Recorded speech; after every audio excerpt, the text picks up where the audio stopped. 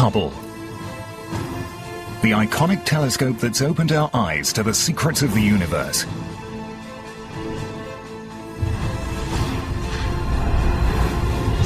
Expanding our understanding about the fate of galaxies. And introducing us to massive forces we never even knew existed.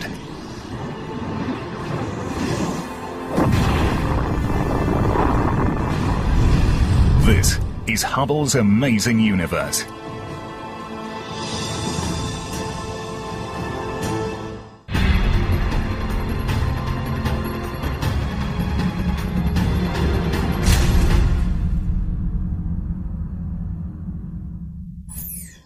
The most celebrated telescope on Earth never touches the planet. Hubble Space Telescope orbits nearly 650 kilometers above the Earth, racing around the globe every 97 minutes.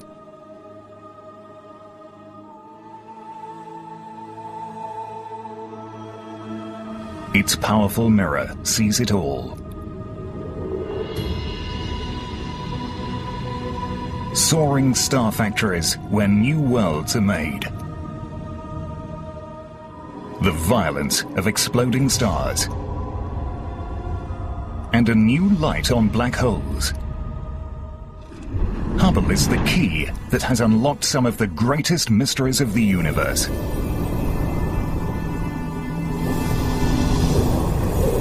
But now, the telescope is in danger of being lost forever. Crucial instruments have broken down. A main camera and light-splitting device called a spectrograph no longer function. Gyroscopes that keep Hubble properly oriented in space are failing. Worst of all, Hubble is falling. The 12-ton telescope, as big as a school bus, is slowly spiraling toward the Earth. We are Hubble's only chance for survival, but a mission to save the telescope can be perilous. I don't know if I could ask an astronaut to risk his or her life to go up to fix Hubble. That's it's a tough personal choice. But if you ask the astronauts, they do not even hesitate. Astronaut John Grunsfeld was assigned to the Space Shuttle's final servicing mission to Hubble that launched in October 2008.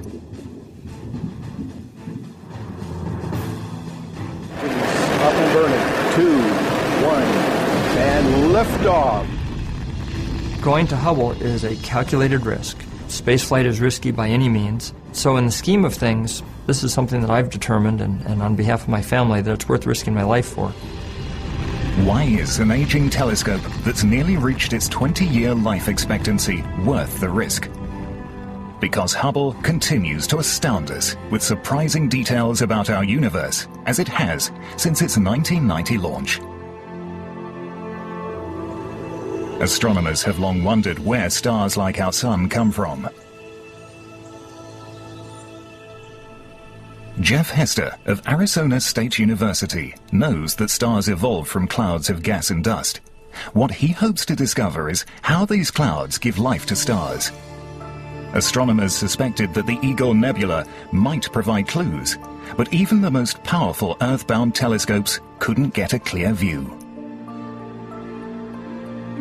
Spring 1995, Hester aims Hubble Space Telescope toward the Eagle Nebula. As he downloads his images from Hubble, Hester can hardly believe his eyes.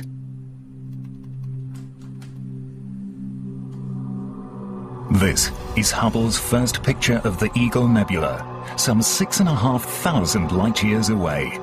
It shows 3 gigantic pillars made of gas and dust. The tower on the left is about 4 light-years tall.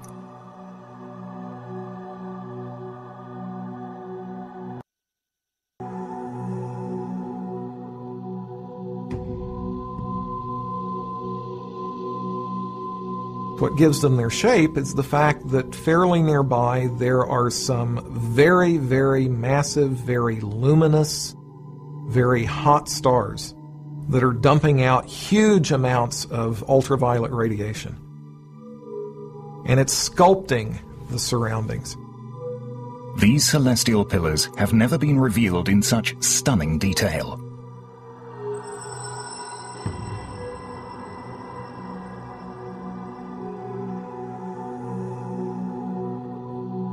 For the first time, scientists see that each pillar is dotted with small clumps of gas.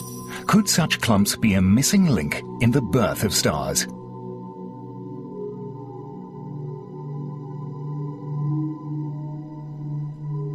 Hester calls the clumps evaporating gaseous globules, eggs for short. The image reveals that forming inside some of the eggs are embryonic stars. What we're looking at is a snapshot of a very dynamic process, a snapshot of something that's changing.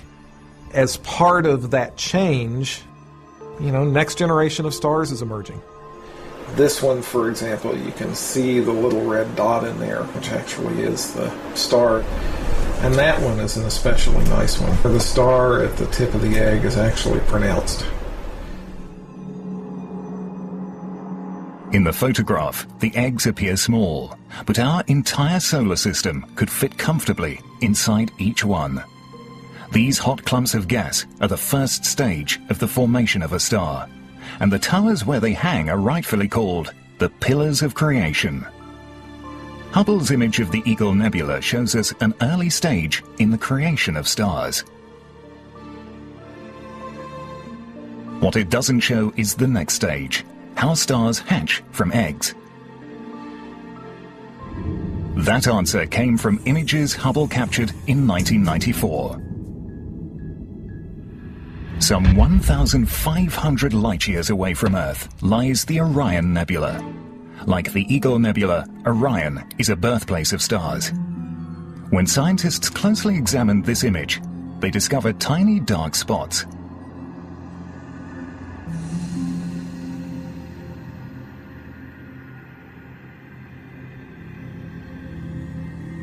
Flattened disks of gas and dust spots created by recently hatched eggs. The spots are called protoplanetary disks, proplids for short. The warm orange clump in the center pours in loose material from the surrounding disk. This squeezes the matter in the center of the clump. The pressure grows. The clump heats up. Eventually, it will become so hot that it triggers nuclear fusion, and a star is born. Heat and radiation from the nuclear fusion generates a stellar wind, sweeping away most of the loose matter in the disk. But some of this loose matter remains in orbit around the newborn star. Over time, the debris gathers into more knots and clumps, growing and evolving into a planet. It really is the case that if you could go back 4.5 billion years ago and look at the formation of the sun and the solar system, that it would be that kind of an environment that you would find us in. Hubble has shown us the genesis of a new solar system and answered an age-old question of how our own star, the Sun, and our Earth came into existence.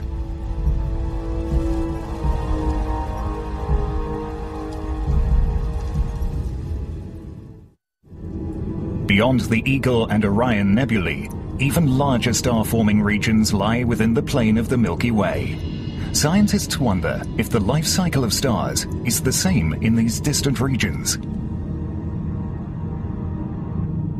In March 2005, Hubble began relaying images of a new target. The Carina Nebula, one of the largest star-forming regions in the sky. But the raw data sent by Hubble looks nothing like this.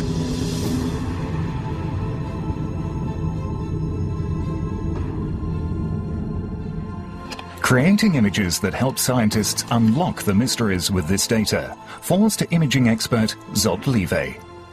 I have an emotional attachment to that image, not only because of its aesthetic value, but because of the amount of time I spent on it.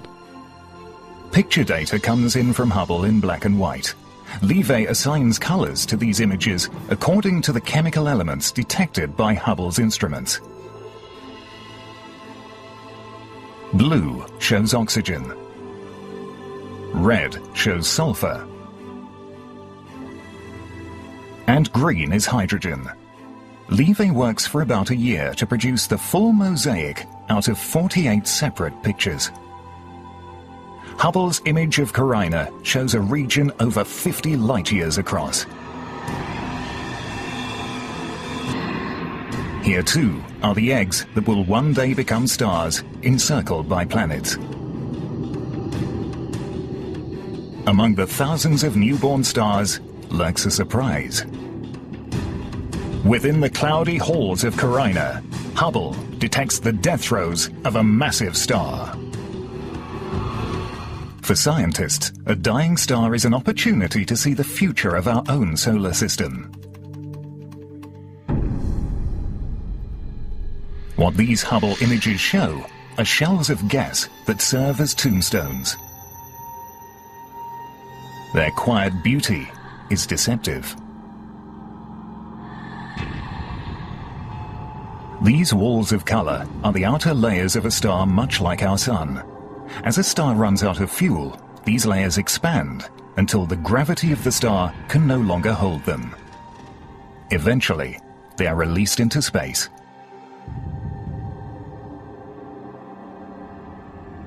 In 2004, Hubble captures an image that gives us a glimpse of our eventual demise. The Helix Nebula. As these outer layers of star expand, they leave behind a searing hot ball of solidified oxygen and carbon astronomers call a white dwarf.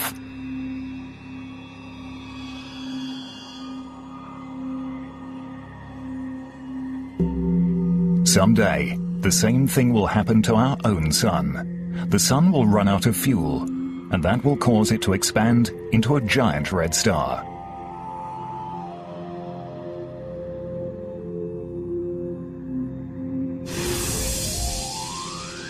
That's bad news for our world. The temperature on the surface of our planet will rise over 1,000 degrees. All life on Earth will perish. A wall of hot gas will sweep over the Earth, through our solar system, and into space.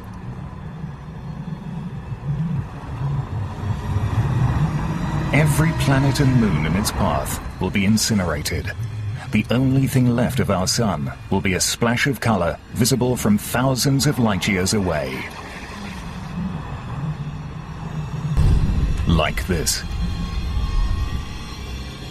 So the human race has its warning. We have 5 billion years to clear out of town. But even the death of our own Sun hardly compares to a more powerful downfall. Some stars are over 100 times more massive than our Sun. The bigger the star, the shorter its life, and the more violent its death. These stars explode in a massive fireball, called a supernova. Not every kind of star can explode as a supernova. The Sun can't, for example. It just lacks the oomph. It doesn't have the mass that you need to be able to get what happens in the core to make a star blow up. There are a handful of stars in the galaxy that are definitely capable of doing this. Every star is carefully balanced between the inward pull of its gravity and the outward pressure of the heat it generates from nuclear fusion. When it runs out of fuel, the pressure needed for balance is gone.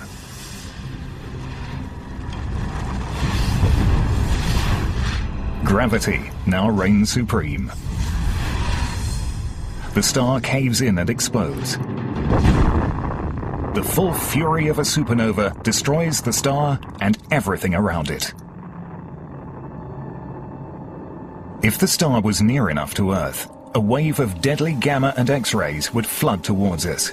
It could knock out satellite communications and cause global power outages. In fact, one such giant star has already exploded in our own galaxy. Hubble Space Telescope recorded an image of the aftermath.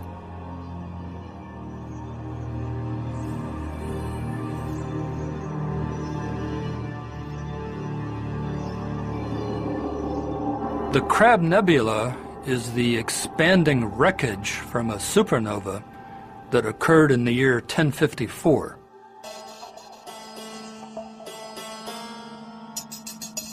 The explosion of the supernova was recorded by Chinese astronomers, so we know exactly when the explosion was.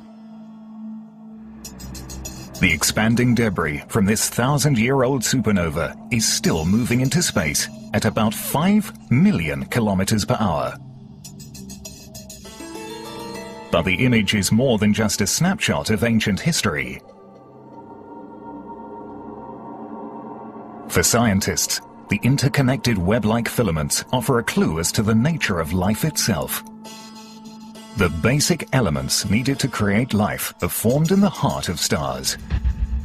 When the stars explode, these fundamental elements are scattered throughout the universe, seeding distant nebula clouds which give birth to new planets and new life.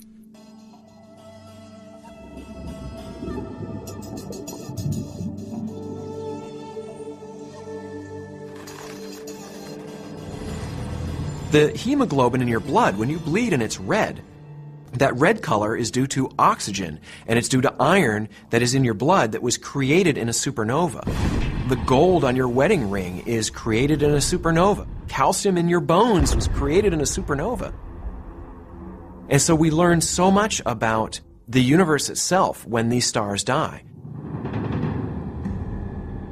Hubble is giving scientists the ultimate learning experience by monitoring one particular star, Eta Carina, back in the Carina Nebula.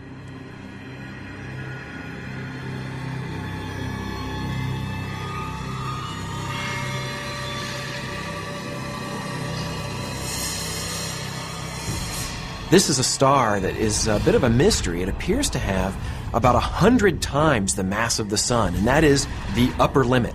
The more massive a star is, the hotter it is, and the surface of the star is so hot that it can't even hold on to its own gas. It's constantly blowing off a stream of gas. For over a decade, Hubble creates a series of photos of Eta Carina. The photos showed two enormous lobes of superheated gas erupting from the surface. Although Eta Carina is a young star, its huge mass makes it unstable. This star will not survive for long. Eta Carinae is one of the very few stars that we can point at and say, yeah, that one's going to go. When Eta Carina goes, it will become one of the most devastating supernovae ever recorded. When the light from the explosion reaches us, it will be an extraordinary sight. It will be almost as bright as the full moon. All that light concentrated into a point of light in our sky. It will cast shadows at night. The fireworks will begin when the star runs out of fuel. The gigantic star will destroy itself in just a few seconds.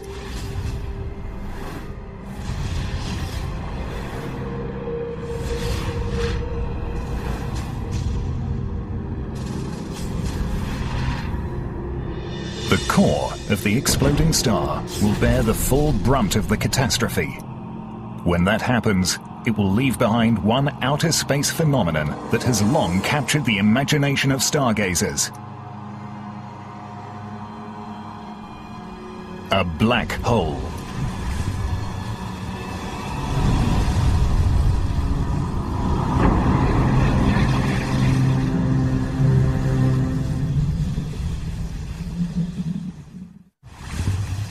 The mysterious black hole phenomenon is the product of the violent and powerful explosion of a supernova, at least in theory. Before Hubble, there was no conclusive proof that black holes existed at all. The modern concept of the black hole comes from Einstein's theory of general relativity. If you take matter and you make it massive enough, dense enough, the gravity will be so strong that you'll create a region of space that light can't get out of. It truly does make a hole in space. You can get into it, you can't get out of it. It's sort of like a cosmic lobster trap.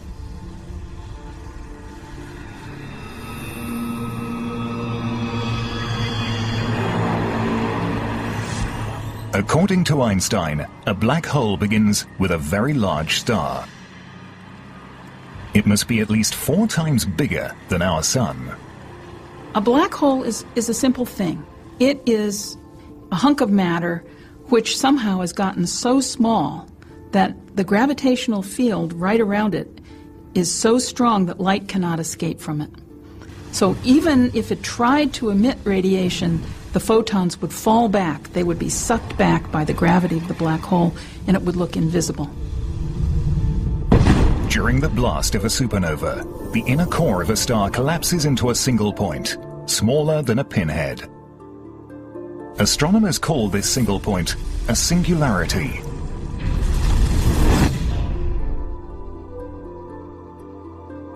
A singularity is an object with no length, width, or height, yet it retains most of the gravity of the original star.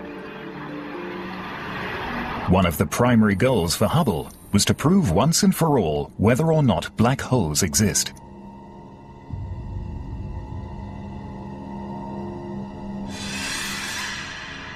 But how does one search for an invisible point?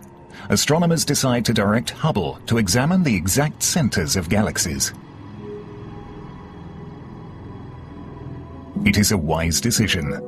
What they discover is that the stars close to the center of galaxies zoom around at very high speeds. This is not how stars normally behave.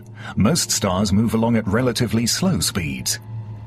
But down in the central hub of galaxies, stars are being thrown around by the gravity of something that is massive yet ultra-compact. There can only be one cause for this effect: the fabled black hole.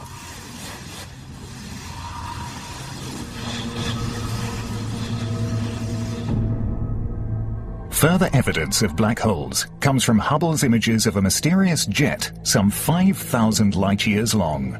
The jet is piercing the heart of a giant elliptical galaxy called M87. The jet in the galaxy M87 is caused by enormous amounts of gas and dust piling onto the black hole.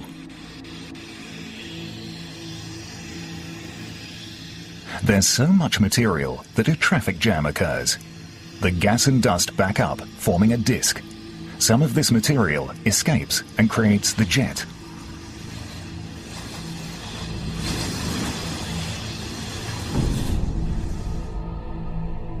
The black hole is showing itself with a parade of light.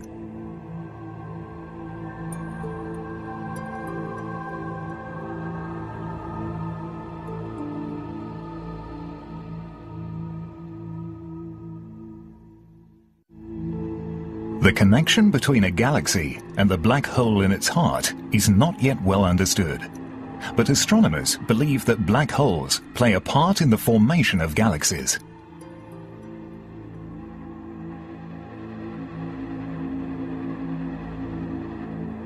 As far as we know, every big galaxy has a black hole at its very center. We don't know exactly how this happens. It must have something to do with gas falling in as the galaxy evolves. And this has been one of the revelations come through a space telescope, is the real deep and fundamental connection between black holes and galaxies done by looking at M87, but also, dozens of other galaxies.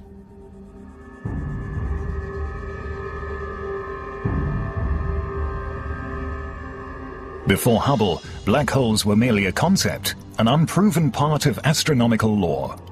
Hubble Space Telescope has changed that forever.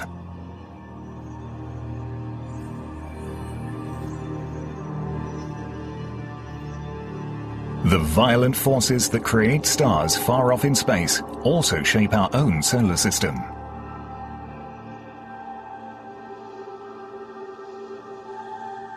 In the summer of 1992, comet Shoemaker-Levy 9, or SL9, passes too close to Jupiter. The 1.8-kilometer comet is trapped by the giant planet's gravity. Then, SL9 breaks apart. The fragments spread into a long single line which Hubble showed in an image called the String of Pearls. Data suggests that these pearls would soon collide with Jupiter. So planetary astronomer Heidi Hammel submits a proposal to NASA. We had known for many, many decades that collisions are an incredibly important part of solar system evolution. You look at the moon and you see craters. So you know that collisions are important. Even on the Earth, we've known for decades that collisions have played a big role. But we never have had an opportunity to see a collision. Shoemaker-Levy 9 would show that such collisions are not just part of the past, but the present and maybe the future.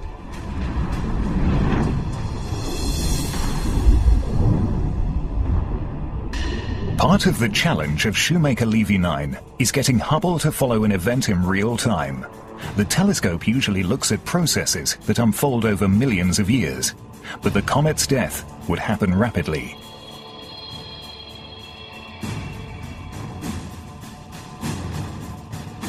In July 1994, the team gathers at the Space Telescope Science Institute in Baltimore to watch the comet make contact with the planet. We didn't know what was going to happen when Shoemaker-Levy 9 hit Jupiter, and it was really possible that nothing would happen at all. The first image of Shoemaker-Levy 9 came in. It seemed to show no signs of impact.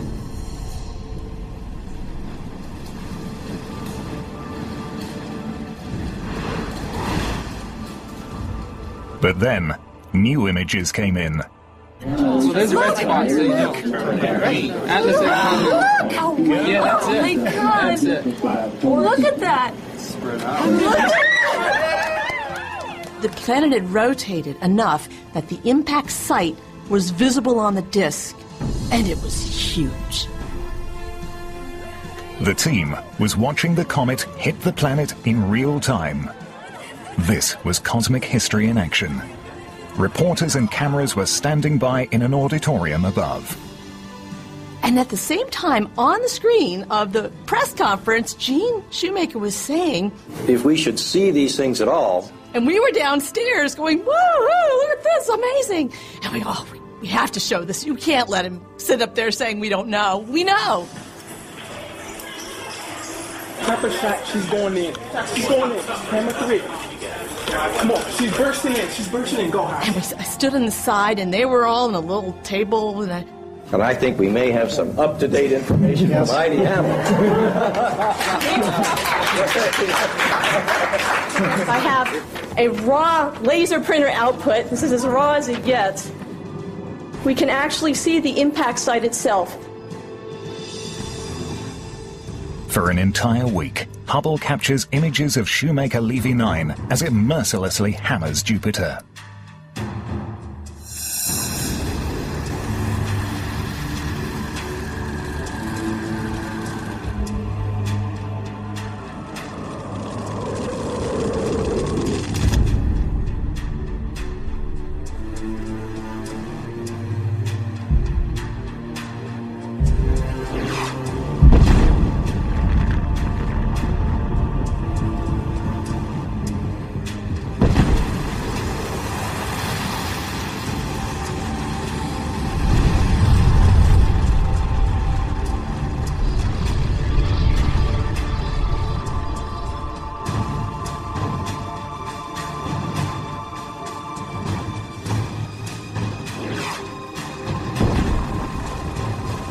We calculated the heights of these explosive plumes out of Jupiter to rising something like 3,000 kilometers out of Jupiter's atmosphere. It's huge. It's planetary-wide scale.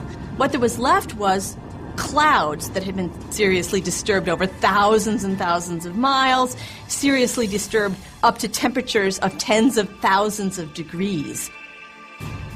So if an object like SL9 had hit the Earth, it would have been a bad day.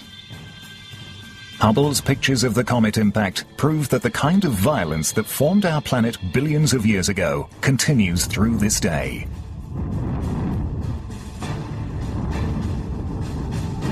Shoemaker-Levy 9 shows a devastating day on nearby Jupiter. But when Hubble turns toward an empty patch of distant sky, What it finds will rock the scientific community. In the winter of 1995, a series of commands are sent to Hubble's onboard computer that turn the orbiting telescope toward what is apparently an empty part of the sky.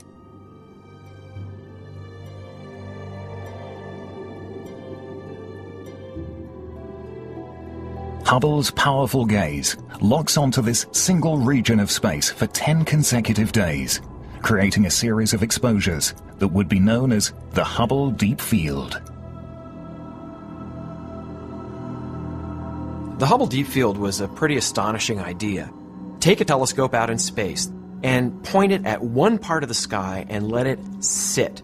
Just take an exposure, and then take another one, and another one, and another one, and then add them all up. And what do you see when you do this? That's what the Hubble Deep Field is. It is deep in that we're seeing very deep into the universe. And you see galaxies. Thousands and thousands of galaxies. A crowded, dense field that looks like you're taking a picture of fireflies out in a field at night. And yet this is an empty patch of sky. Every smudge of light in this Hubble picture is a galaxy containing billions of stars. These galaxies are captured at various stages of evolution.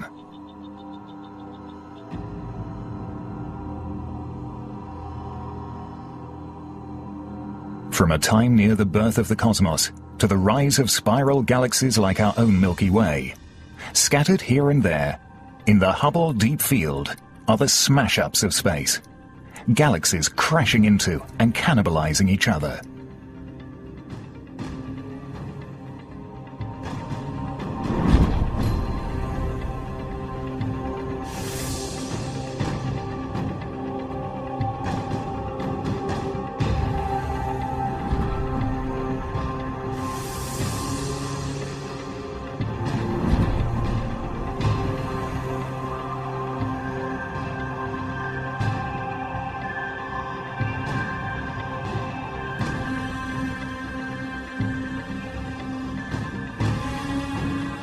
We estimate that there are hundreds of billions of galaxies in the universe. But it's only until you see that Hubble Deep Field and you understand that you're seeing a tiny little patch of sky. And yet it is filled to the brim with galaxies. And that's telling you that this universe is an astonishing and crowded and wonderful place.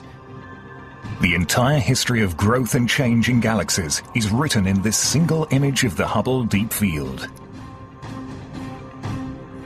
What may be Hubble's most profound discovery cannot be seen at all by any means.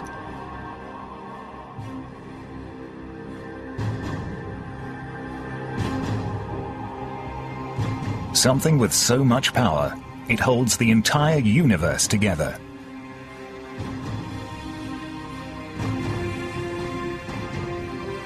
For a number of years, astronomers like Kim Weaver have been surprised by the way galaxies behave. Our observations of things we could see, like galaxies, weren't making a lot of sense to us. For example, how a galaxy rotates. The arms of spiral galaxies seem to move faster than the laws of physics would allow. Astronomers spotted other oddities as well. You can have clusters of galaxies that have hundreds to 1,000 galaxies in them. These clusters of galaxies are still bound to each other. The galaxies are still orbiting after all this time. Why are they bound to the cluster? There's something there creating gravity, creating the bending of space to hold these galaxies in place and to hold galaxies in their rotation that we're not seeing. Astronomers hypothesize that galaxies are surrounded by a halo of unknown forms of matter. This matter acts like a glue that holds the universe together. They call it dark matter. Though we can't see dark matter, one astronomer has discovered a way to find it.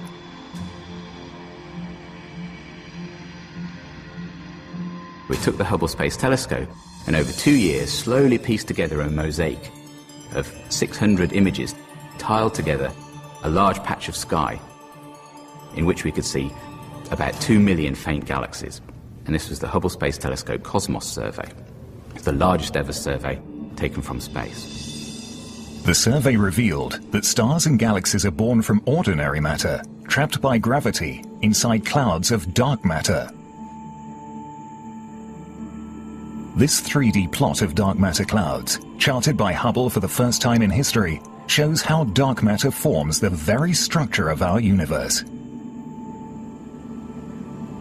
Soon after the Big Bang, the gravitational scaffolding of dark matter formed the basis for evolutionary change throughout the cosmos.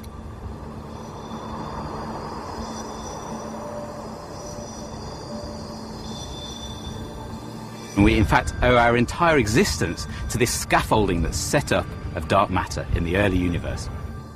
As important as it is to our very existence, astronomers so far have no idea what dark matter is.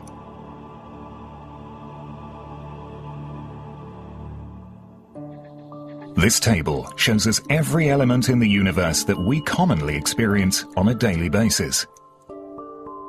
All of the physical matter that we can see, touch, taste, or feel is on this table.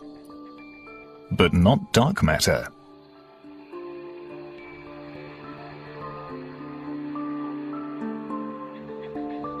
Thanks to Hubble, astronomers found a way to locate and measure it.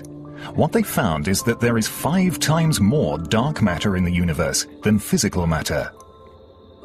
But even if we add all the dark matter to all the physical matter that forms stars and planets and people, it turns out that we are still missing about 2/3 of the universe. So, what is the rest of the universe made of? Once again, scientists turn to Hubble for answers. The Hubble telescope is changing our understanding of reality. Since the 1920s, astronomers have known that the universe is expanding. They assumed that gravity would one day slow the expansion down and perhaps even cause the universe to halt.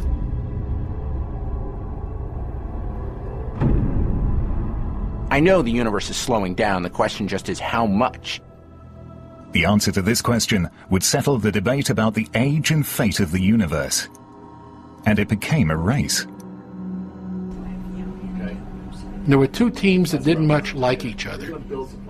They were trying to measure the rate at which the universe has been expanding at different times in the past and compare it with the rate at which it's expanding now. The way to check comes from Hubble. It finds supernova explosions in remote galaxies and uses the light from the explosion as a yardstick to measure the distance from Earth to the galaxy. But Hubble's findings do not fit the accepted model for the expansion of the universe. The galaxies with supernovae are not just moving away, they're moving at an accelerated rate. Hubble's results convinces astronomers that they must think of the universe in an entirely new way. You toss a ball up, it comes back down or it slows down. What you don't expect is the ball to speed up and speed up and speed up more and more and more. That doesn't happen. But it does happen. According to Hubble's evidence, the universe is expanding more and more quickly. The only explanation is as simple as it is unlikely. Something is causing the expansion of the universe to accelerate. An unseen force called dark energy. Dark energy is another manifestation of a familiar force. So gravity is a familiar force, but we've never seen it act this way before. But the darkest part of this mysterious force is its future. Over time, it will grow in strength. This means that one day, dark energy will become stronger than gravity. Stronger than even the forces which bind atoms together. Every bound thing becomes unbound, including eventually at the most subatomic level. Our universe, it seems, is living on borrowed time. The universe will one day end in a cosmic apocalypse that scientists call the Big Rip.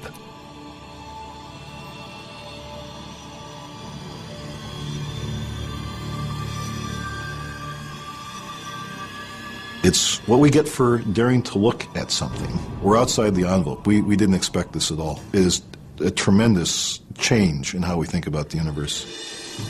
Imagine we know nothing of the sea, and one day we discover the ocean. We find, to our surprise, that 3/4 of the world is covered by the ocean.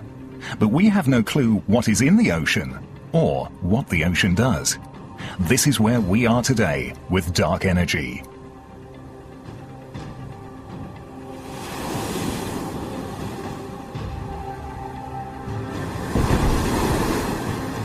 The continued study of dark energy may be the single most important reason for keeping Hubble on orbit.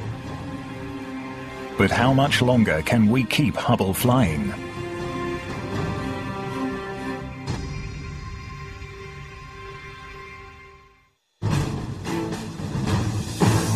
Nearly 20 years after its launch, the Hubble Space Telescope is still learning new tricks. When the shuttle Atlantis undocks at the end of the servicing mission, a new wide-field planetary camera 3 will become functional, widening Hubble's range. Another new tool, the Cosmic Origin Spectrograph, will tell us more about the way dark matter affects distant galaxies. But even with new hardware, Hubble's days are numbered, for the shuttle will also be installing a device that will end Hubble's long journeys into space.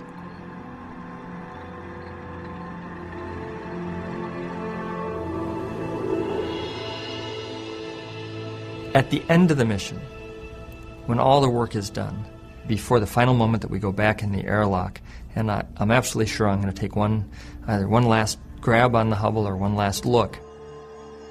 I do believe this is the last time people will visit the Hubble Space Telescope. And after all that so many people have invested, I think I will vicariously for them and for real for me, I'll be kind of giving Hubble that last hug before we send it on its way to what really will be an entire new journey of discovery for Hubble.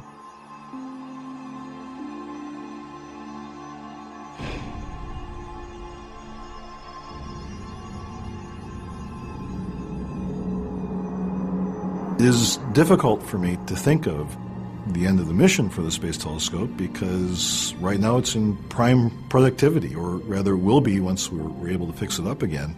Demand for it is strong. The capabilities are unique and will remain unique. It will be a loss when the Hubble can no longer take observations for us.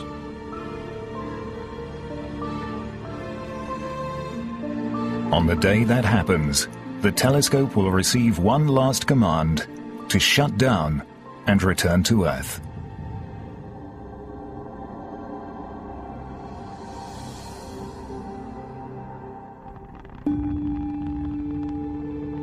The orbiting telescope will burn up as it re-enters the Earth's atmosphere and pass into history.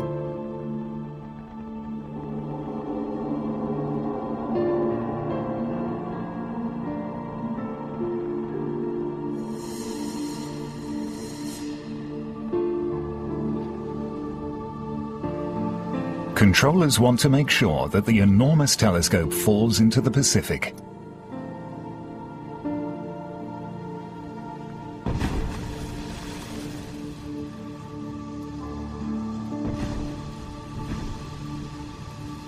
It'll be a poignant moment for those of us who have used Hubble. It's just been such a fabulous part of our lives and allowed us to do so much wonderful work.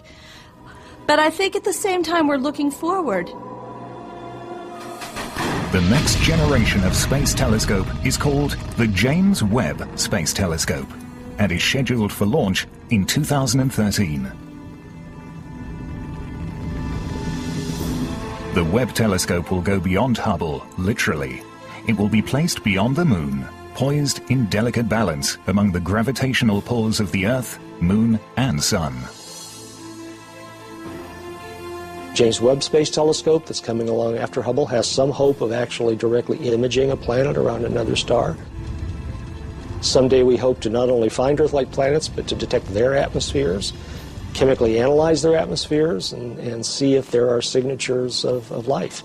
This is not science fiction. This is not fantasy. We are on a fast track. The Webb will take science beyond Hubble's range, but the Hubble will always be the first. The first space telescope, and the first telescope for every man. Scientists use it, but the public have more access to the pictures that were brought down from this telescope than ever before. And so it revolutionized astronomy as far as the public was concerned. If you wake up somebody out of bed, a random citizen in this country, and say, name a telescope, they're going to name Hubble. Hubble is about the frontier. Hubble is about discovery. Hubble is about what's new. Going into the future, I hope that we find some way to maintain that capability, because the instant it goes away, we're blind.